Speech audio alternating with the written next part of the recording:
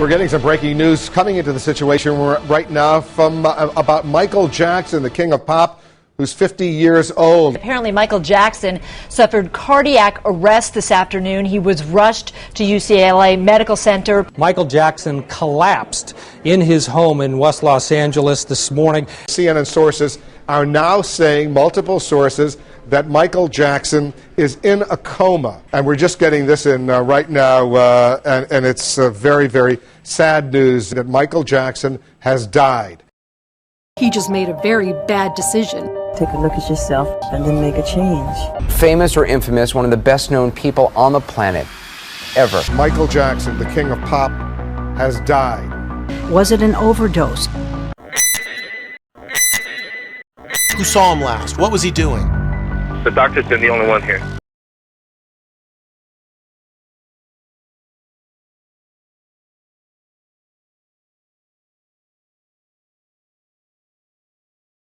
They may be more likely to be prescribed and start taking these drugs, then become dependent on prescription painkillers, and finally addicted if proper care is not taken.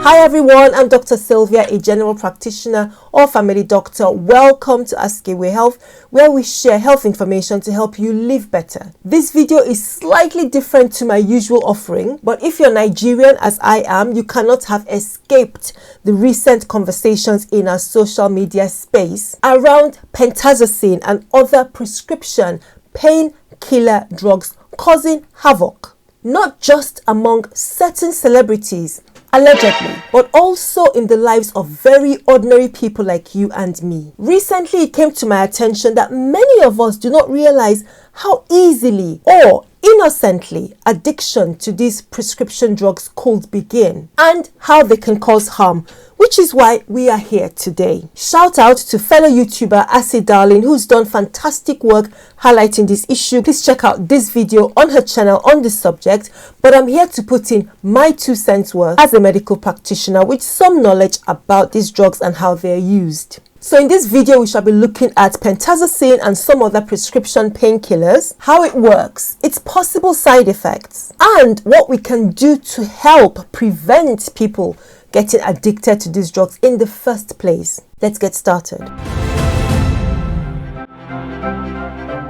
Pentazocine, or Penta, as it's also known in some places, is a drug that's been in use worldwide since the 1960s. It belongs to the class of drugs known as opiates or opioids. You might also know them as narcotics. And it's medically indicated for use in treating moderate to severe pain. After taking Penta by mouth, its effect can be felt within 15 to 30 minutes. And this effect is accelerated when it's taken directly into the bloodstream via injection. These effects, especially that of pain control, can last for between 3 to 4 hours. In the medical field, Pentazocine is a well-known addictive drug with restrictions to its use in many countries where it's also known as a controlled drug. And this is because while it's a highly effective painkiller, it has powerful addictive potential and therefore must be used with care. Common reasons why Penta or drugs like Penta will be used include pain management after severe trauma like a road traffic accident, following major surgery, pain relief in sickle cell crisis, or pain related to cancer, particularly when it's terminal or we're providing palliative care or care in other terminal illnesses. But how do we rate Penta's harmfulness? According to the UK Misuse of Drugs Act 1971, as amended, which mandates penalties for the misuse of harmful drugs, Penta is a Class B drug, which carries up to 5 years in prison, an unlimited fine or both for possession, and up to 14 years in prison, an unlimited fine or both for supply and production. Contrast this with cocaine, a Class A drug, which carries a more significant penalty of life imprisonment for supply and production. And there are other drugs like Valium or diazepam, which are Class C drugs, which have a lower penalty for possession outside of medical use, but up to 14 years in prison, an unlimited fine or both for supply and production.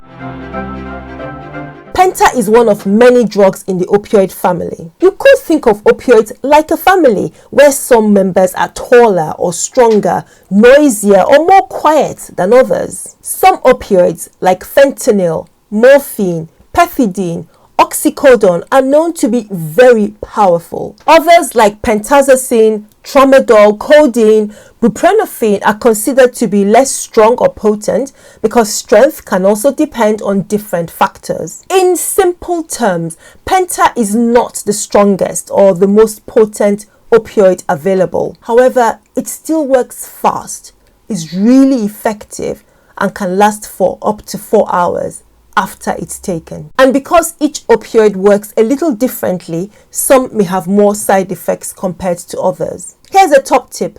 Opiate and opioid are terms used interchangeably, but they mean slightly different things. Opiates are naturally occurring drugs that come from the opium poppy plant, for example, morphine, codeine, heroin, while opioids are man-made or synthetic drugs with the same function as opiates, for example, fentanyl, methadone, and tramadol. So please don't be confused if I use the terms interchangeably. They do the same thing, but with different sources and formulations. When you take an opioid like Penta, the drug travels through your bloodstream. Next, it attaches to special areas or spots in your brain called opioid receptors. These receptors act like locks while the drug is the key. When the key fits into the lock, it opens and changes how your brain feels pain. Instead of completely removing the pain, Penta makes it feel less intense. At the same time, it can also give you a temporary feeling of pleasure, also known as euphoria or a high.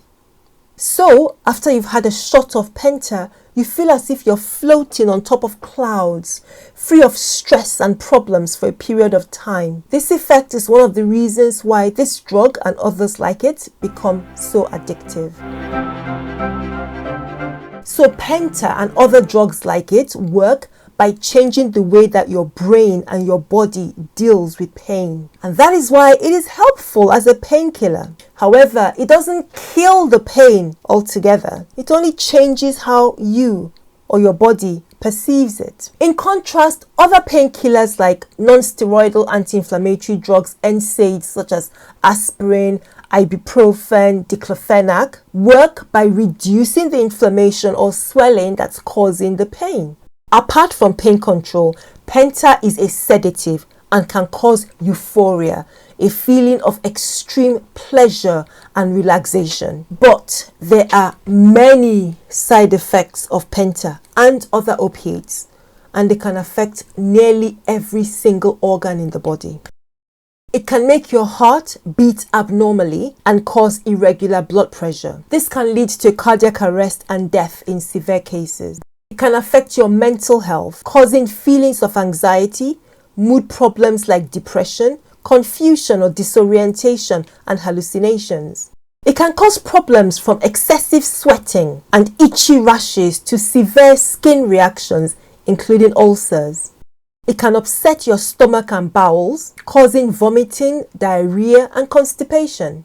It might affect how your urine flows and decrease your blood count, leading to an increased risk of infection. Your muscles and joints are not left out. Penta can lead to muscle and joint weakness, muscle twitching, stiffness, or spasms in body parts like the arms and legs, the neck and face, and so on. When injected, it may lead to damage of the tissue around the injection site. For example, after frequent injections, it can cause inflammation and destruction of the blood vessel into which the drug is injected and the skin where the needle is placed. Once the blood vessel in that area or part of the skin is damaged, it can no longer provide blood to nourish that part of the body. That means you could develop skin sores or ulcers that cannot heal or that heal very slowly, similar to what people get with diabetic ulcers. In severe or complicated cases, those ulcers can progress to gangrene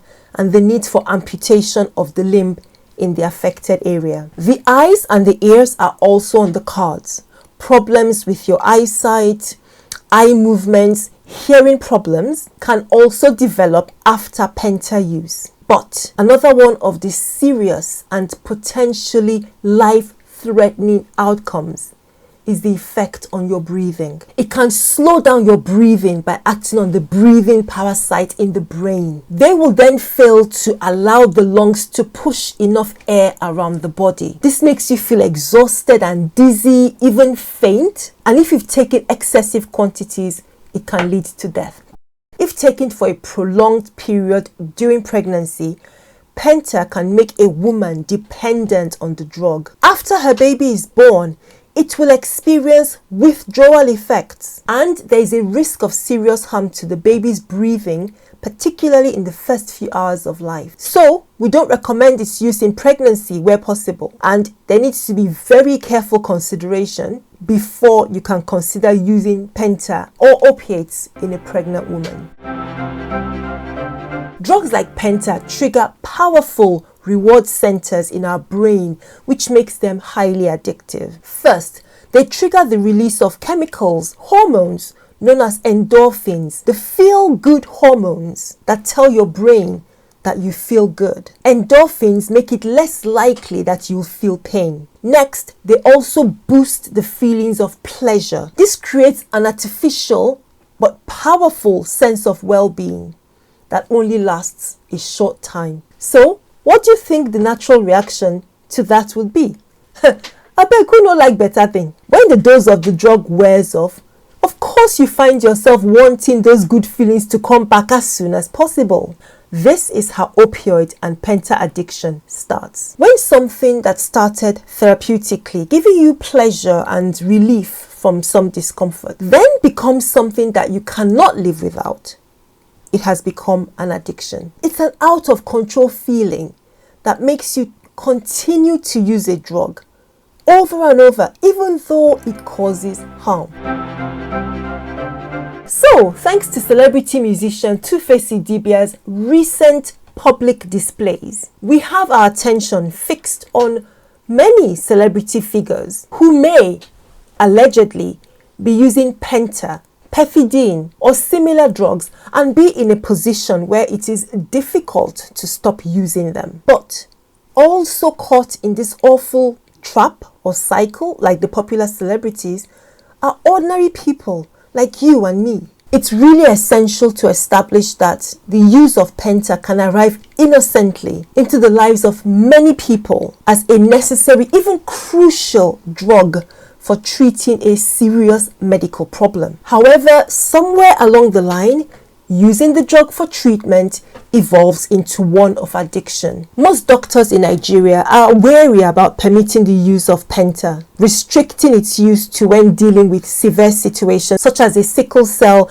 painful bone crisis or after a C-section or other major surgery. However, it also appears to be the drug of choice for dealing with pain after surgery, which is practically the most common side effect that you can get while recovering from cosmetic surgical procedures like the popular BBL, tummy tucks, contours, and so on. Being aware of its potential for harm, most doctors would only allow its use for a short period of time to manage the acute pain in these conditions I've just mentioned. They would then quickly follow this with another, less harmful strategy for dealing with any pain that persists. The only time this is not the case is with pain relief in terminal illness, where concerns about addiction are absent and your primary goal is to keep the individual comfortable and provide relief from any pain. Penta is not glamorous, simple, or safe.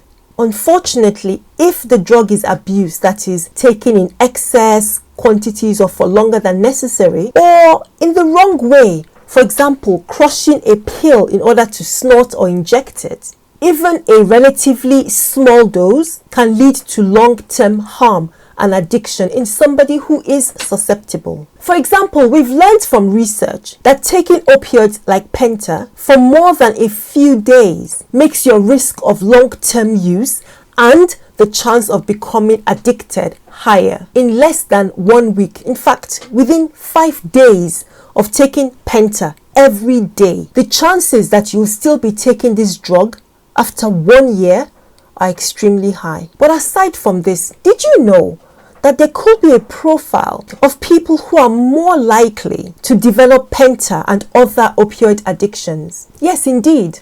It includes your genetic makeup, your background, the type of environment you grew up and live in, and psychological factors. But there is more. According to the Mayo Clinic, the risk of opioid addiction is more significant in younger people, specifically in their teens or early 20s. If you have a history of problems with work, family, or friends, if you have serious depression, anxiety, or post-traumatic stress disorder, there are a few more.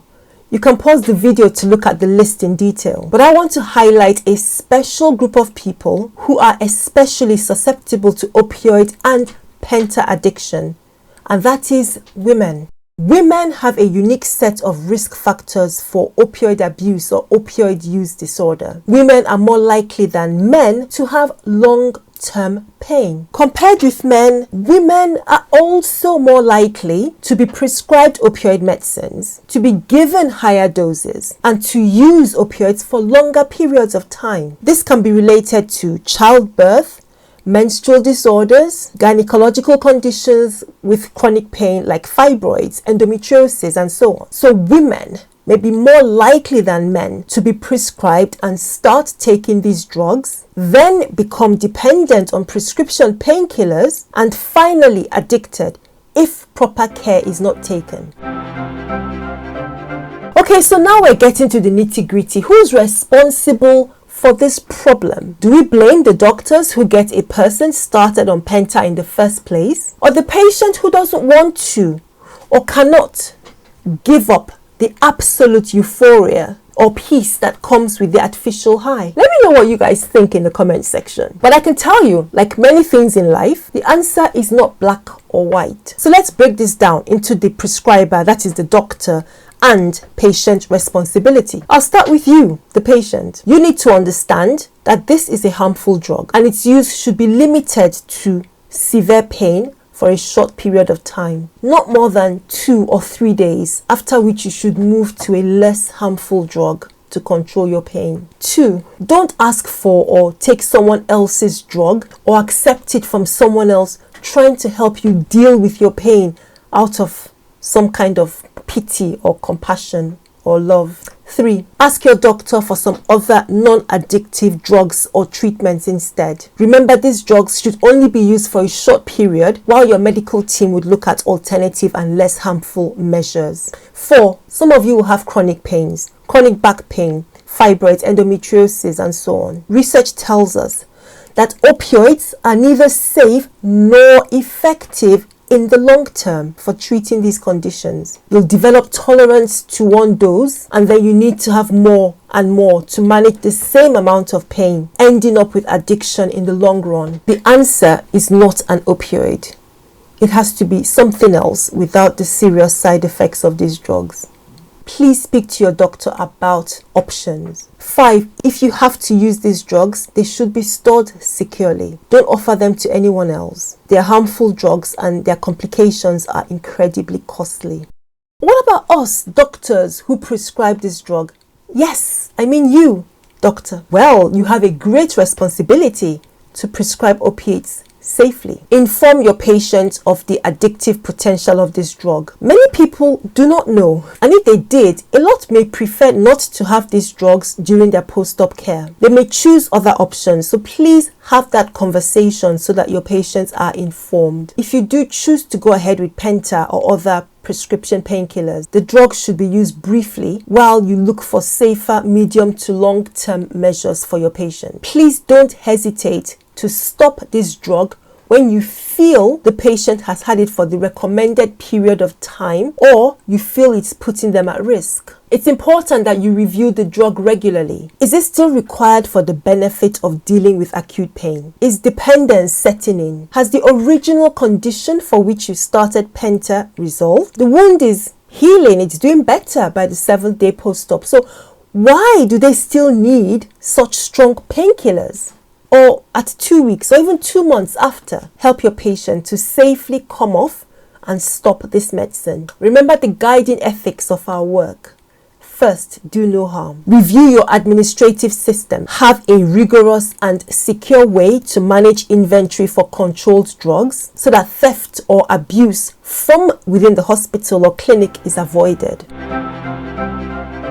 What should you do if a loved one has developed Penta addiction? They need professional help. It's not easy to stop the cravings, but this can be managed over time under specialist care. They need time, space, and support at a mental health or addiction rehabilitation center with experienced personnel to help them get through the difficult road back to good health. But please don't give up, because it is possible. Help them avoid the triggers or the situation that created the space for addiction in the first place, or the system that perpetuates it. When rehab is over, they must move forward with healthy focus and new life goals. Time is a great healer. Be there to support, avoid judgment, and provide reassurance. Nobody wakes up one morning and plans to get on the road to Penta or other opioid addiction. Sometimes the most innocent or unsuspecting thing happens to set it off,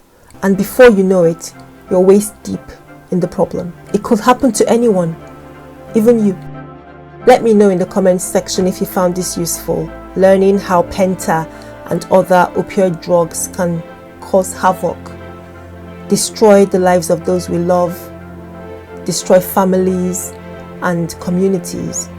Please share your thoughts or questions in the comment section. Check out this video next, and I'll see you again soon.